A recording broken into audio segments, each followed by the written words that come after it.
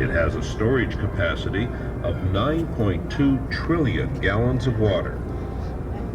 Enough water to flood the state of Connecticut 10 feet deep. The body of water in front of the dam is called the tail bay, or tail race, but in reality that's the Colorado River. This is where the water is drawn from hundreds of feet below the surface of the lake and spills through the turbines, flowing on downstream. The water comes out of the turbines at an average temperature of 53 to 55 degrees.